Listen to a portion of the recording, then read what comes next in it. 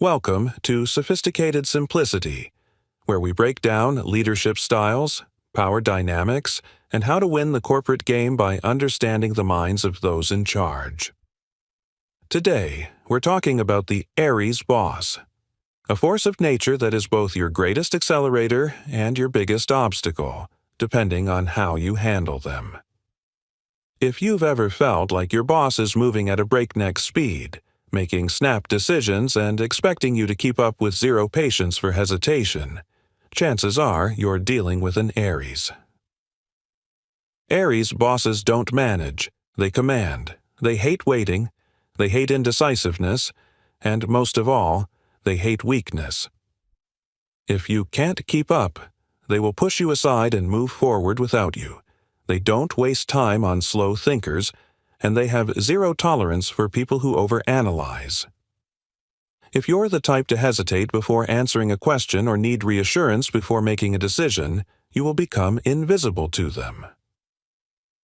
But if you know how to manipulate them, if you can steer their fire in the right direction, they will become your most powerful ally.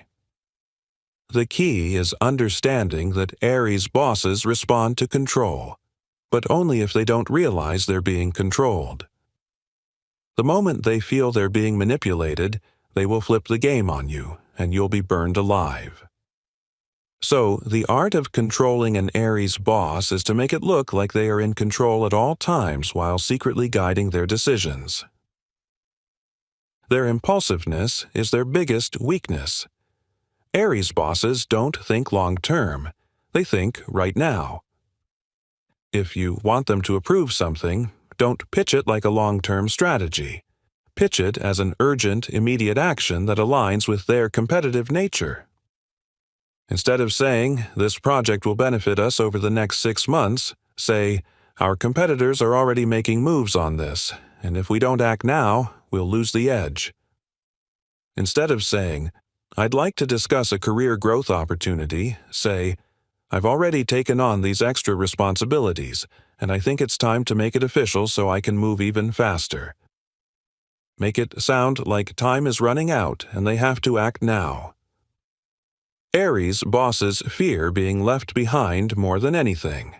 If they believe an opportunity is slipping away, they will act immediately, even if it wasn't originally their idea.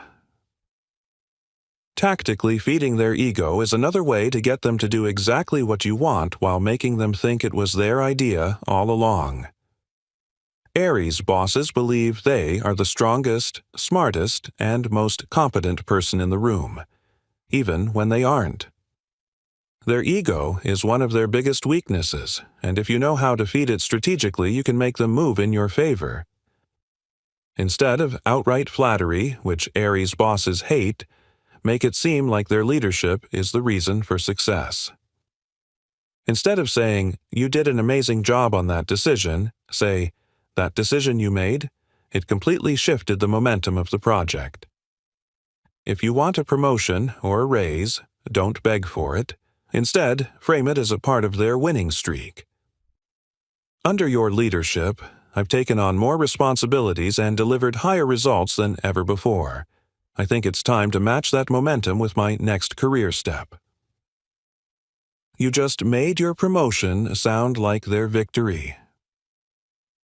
But what about their anger? Aries bosses explode when they're frustrated, and if you're in their line of fire, you're going to feel the full impact. The mistake most people make, trying to calm them down. That never works. Aries bosses don't calm down. They redirect their energy elsewhere. If you want to survive their rage, give them a new enemy. If they're mad about a failed project, subtly shift their frustration toward external forces. Instead of standing there absorbing the blame, say, "We were on track, but the delays from the external vendors slowed things down. If they had moved faster, we'd already be done." If they're frustrated about slow progress, give them a new competition to focus on by saying, "I heard competitor company just launched a similar initiative. If we tweak this approach now, we can beat them to the punch." Aries bosses hate losing more than they hate mistakes. If you can redirect their fire towards someone else, you remove yourself as the target while making yourself look like their trusted insider. At some point, you will have to challenge them. Aries bosses love a fight. If you never challenge them, they'll see you as weak. But if you challenge them too directly, they'll see you as an enemy. The trick is to push back just enough to gain their respect, but not so much that you threaten their authority. Instead of saying, "I disagree with that approach," say, "That's an aggressive move. I like it, but I'm wondering if we can tweak one part to make it even stronger."